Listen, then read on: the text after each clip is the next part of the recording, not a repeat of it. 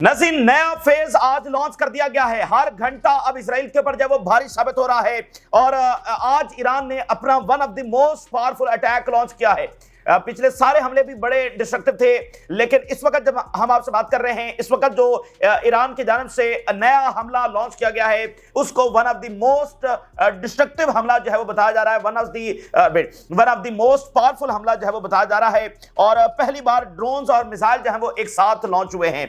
ये इसराइल जो पूरे मिडिल ईस्ट के अंदर बमबारी करता फिर रहा है, साथ ह्यूमिलिएट कर रहा है। बहरहाल अब इसको भी कुछ ना कुछ जो कीमत है वो चुकाना पड़ रही है। अब हाइफा और तल अवीव के अंदर बमबारी होना ये नॉर्मल सी बात बन गई है।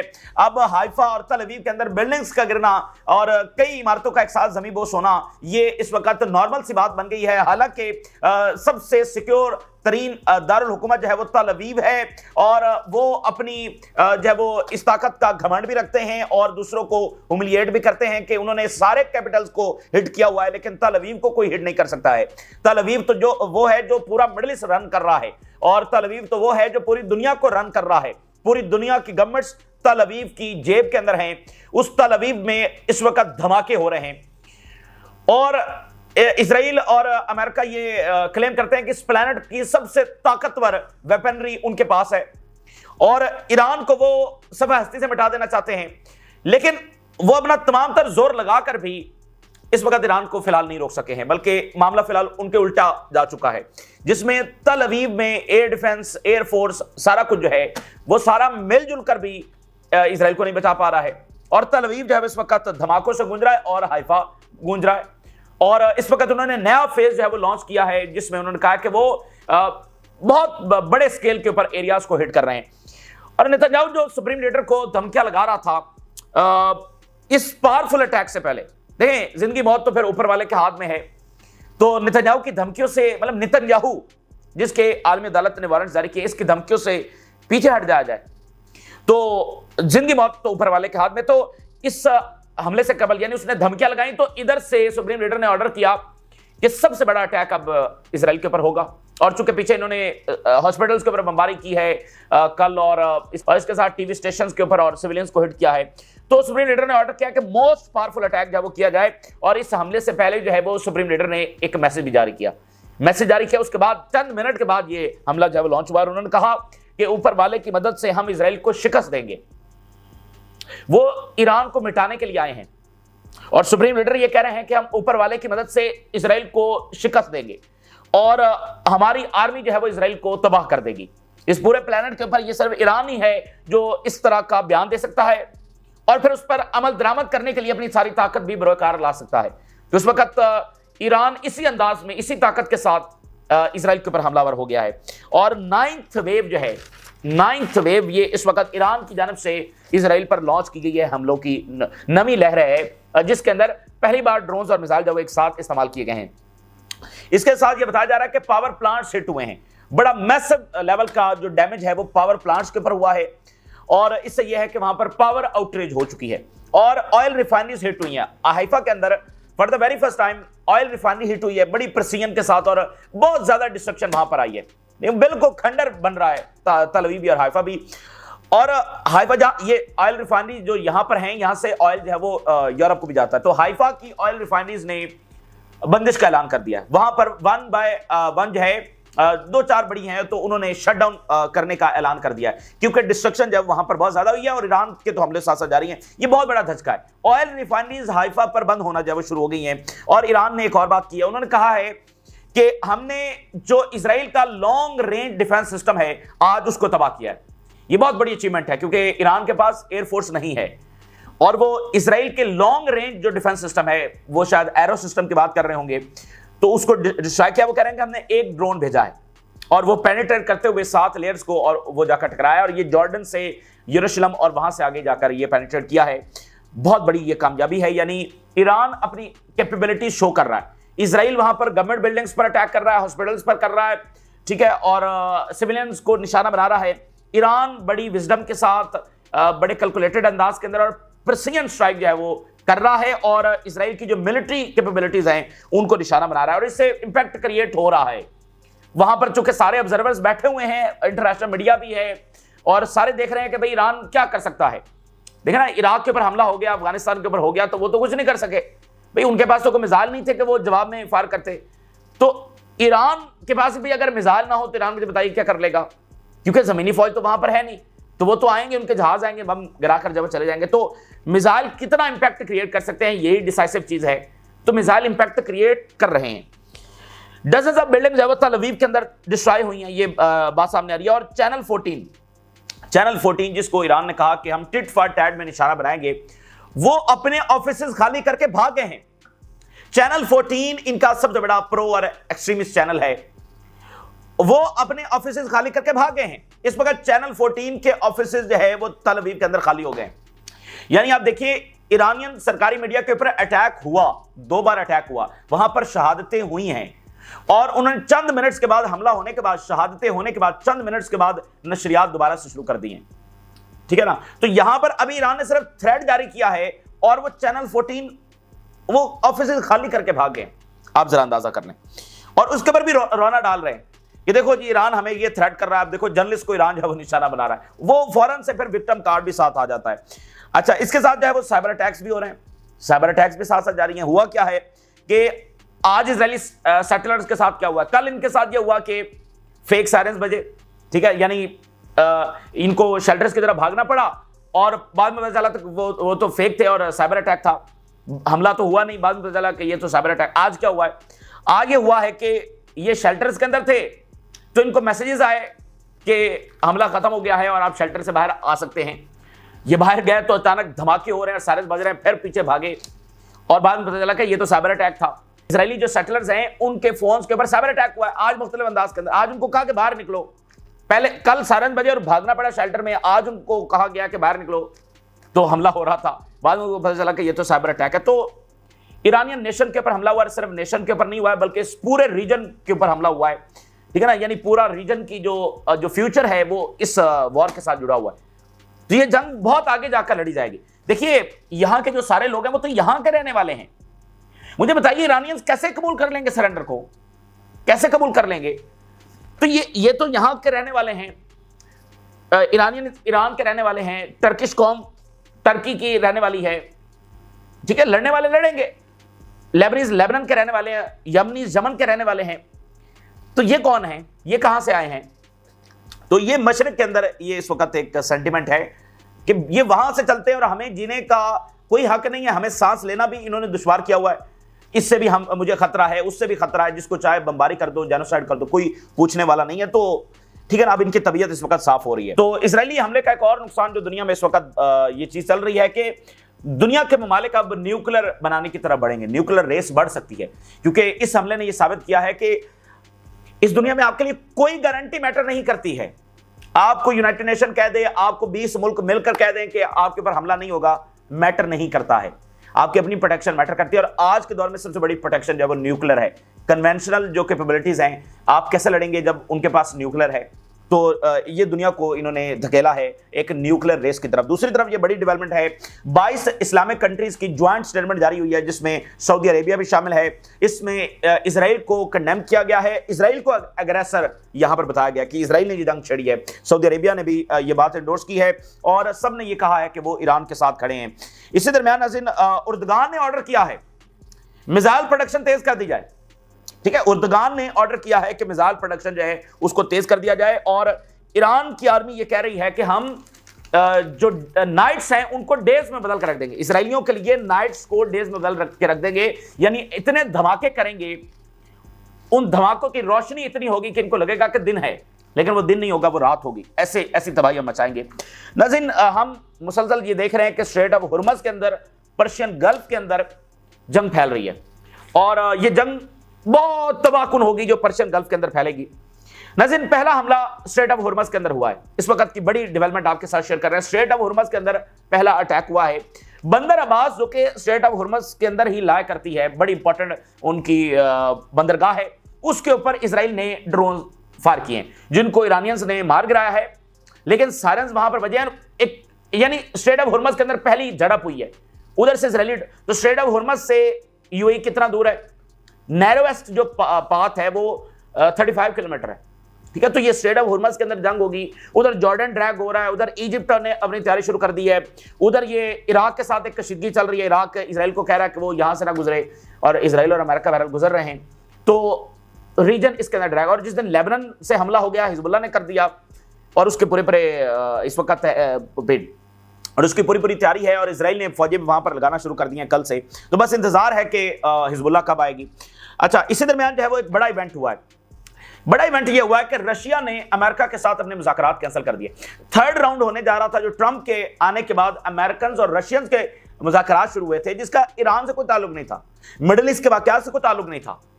ये तो अमेरिका और रशिया अपने ताल्लुकात को नॉर्मलाइज कर रहे थे जो यूक्रेन वॉर के बाद खराब हो गए थे। ये तो उनका बायलैटरल था, वो प्यूटन ने कैंसिल कर दिए।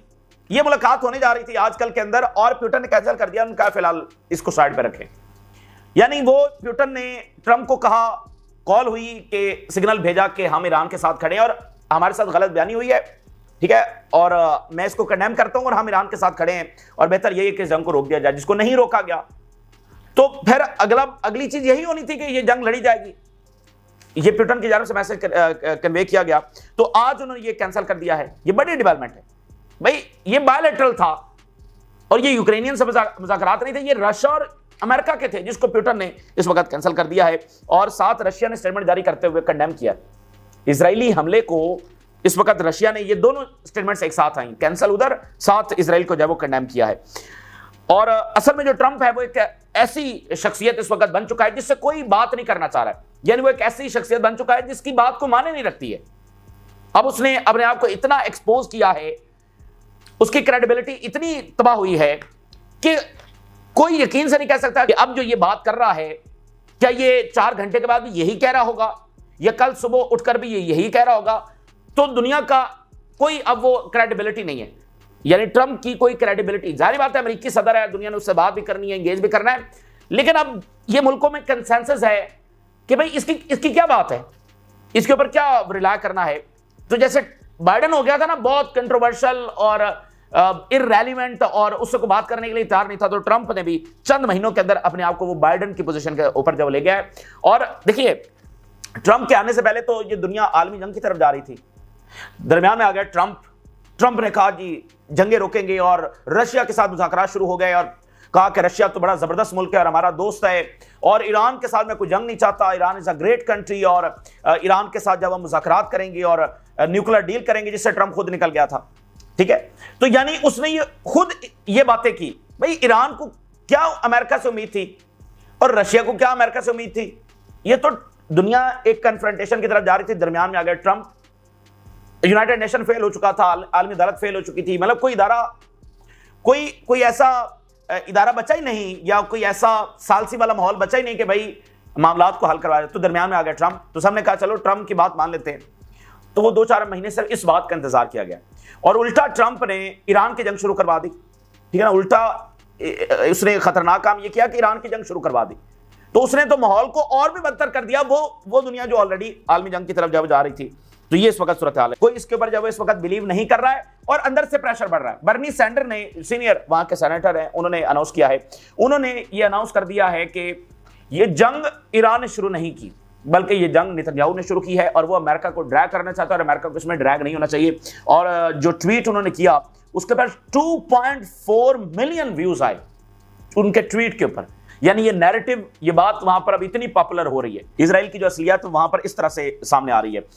अच्छा, अब यहां पर एक बात यह भी सामने आ रही है कि ट्रंप साहब जो हैं वो एक फाइनल प्रपोजल ईरान को देने जा रहे हैं। अच्छा जी, फाइनल प्रपोजल क्या है अब, यानी फाइनल प्रपोजल, अच्छा अगर ईरान नहीं मानेगा तो इसके बाद क्या उनके ऊपर न्यूक्लियर गिरा दिया जाएगा। ये बंदा जो है ना अपने आप को जमीनी खुदा समझ बैठा है, ठीक है ना। तो अब भाई कौन सा फाइनल प्रपोजल, तो ये भी एक कहानी दरमियान में चल पड़ी है। लेकिन इस वक्त एक ही बात है और वो है ताकत।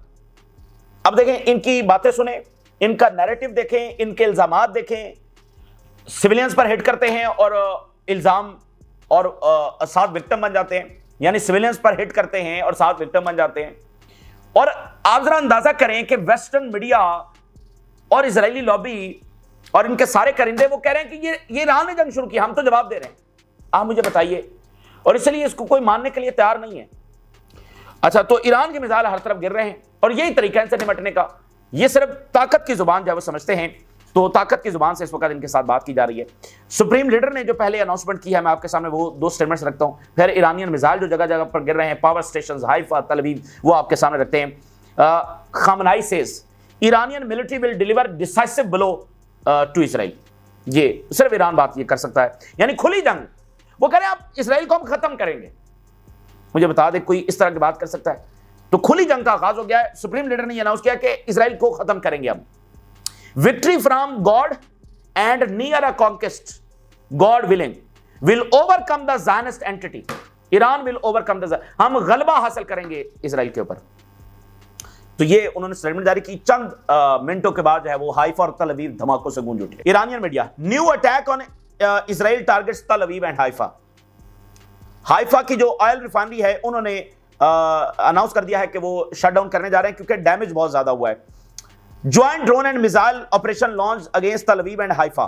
The new Iran attack against Zionist entity are complex and include missiles and drones. यानी अब वो अगला फेज लॉन्च हुआ है ना, अब उसमें ज्यादा कॉम्प्लेक्स ऑपरेशंस, ज्यादा लीथल वेपन्स और ज्वाइंट मिसाइल और drones attack. Operation True Promise 3 has just escalated, the next phase is officially in motion. जो कल दिन में यानी शाम के टाइम बातें हो रही थी कि अगला फेज हम लॉन्च करने जा रहे हैं, वो इस वक्त लॉन्च हो चुका है। Russian media, a new wave of Iranian missiles launches has begin towards Haifa and तल अवीव। हाइफा और तल अवीव, देखिए इनके 2 ही सिटीज हैं। अगर वो खंडर का ढेर, देखिए अगर उधर 3 बिल्डिंग्स गिरती हैं ना तल अवीव में, और इधर अगर 10 बिल्डिंग्स गिरती हैं, तो ईरान अपना वो नुकसान बर्दाश्त कर सकता है। ये कैसे नुकसान बर्दाश्त करेंगे? और आगे मैं आपके सामने रिपोर्ट रखता हूं कि वो अब वहां पर बाकायदा ये रेफ्यूजीज बन रहे हैं। इजरायली सेटलर्स बाकायदा जो है वो इस वक्त रेफ्यूजीज बन रहे हैं जो उन्होंने कभी फेस नहीं किया। New wave of Iranian missile attack on Israel has begun, Sky News. Tel Aviv and Haifa under fire from new crosses in operation True Promise 3। Power plant severely damaged by Iranian missiles. Channel 14 evacuated due to Iranian threats to bomb it. सिर्फ threats की वजह से वो अपने office खाली करके छोड़ गए। We will turn Israel's night into days. Iran destroyed a long-range Israeli air defense system via drone operation today. Very, very important. Israel is under cyber attack targeting mobile phones. Cyber attack भी साथ साथ जारी हैं और ये कल रात भी हुआ है। 700% साइबर अटैक जो है वो बढ़ चुके हैं। अब जरा आप ये रिपोर्ट देखिए। Dozens of buildings heavily damage in तल अवीव आफ्टर ईरान स्ट्राइक। तल अवीव से खबर आ रही है दर्जनों बिल्डिंग्स है वो बहुत ज्यादा उनमें तबाही आई है। कैसी तबाही? वहां पर वो मलबा हटा रहे हैं और जो डिस्प्लेस हुए हैं उनको असिस्ट किया जा रहा है कि उनको कहां पर रखा जाए। Many of whom are now confronting, उनमें से बहुत सारे हैं वो जो है पहली बार इस सूरत हाल को फेस कर रहे हैं। कौन सी वाली को? The kind of destruction that Israel has inflicted on civilians across Gaza. वो तबाही जो इजराइल ने गजा में मचाई, सीरिया में मचाई, यमन में मचाई फॉर डेकेड्स, ये पहली बार उस तबाही को देख रहे हैं। मलबा हटाना क्या होता है और जब आपका घर मलबे का ढेर बन जाए तो क्या होता है। मिसाइल्स इंपैक्ट एटलीस्ट 4 नेबरहुड्स इन तल Aviv and it's suburbs. 4 neighbourhoods यानी कई एक buildings. Among the hardest hit was a high-rise building in central Tel Aviv. सबसे बड़ा जो हमला ईरान ने किया है एक हाई राइज बिल्डिंग जब हिट हुई है, where Iranian missile struck directly as part of operation True Promise 3। Directly जाकर हिट किया, displacing hundreds of settlers. Displace का लफ्ज हमेशा फलस्तीनियों के लिए आता है, लेबनीज के लिए आता है। अब यहां पर कौन डिस्प्लेस हुआ है? Israeli settlers. और देखिए ना वो हाई राइज बिल्डिंग्स के रहने वाले थे, कितने महंगे अपार्टमेंट्स होंगे, तो वो हाई राइज बिल्डिंग से रेफ्यूजीज कैंप में आ गए। Entire apartments were damaged, forcing settlers families into temporary shelters and hotels provided by municipality. We left the safe room, अब ये उनकी लाइन सुनिए, we left the safe room and saw mostly smoke, हमने बस धुआं उठता हुआ देखा। Our apartments are gone, we went down on the basement and we are now refugees.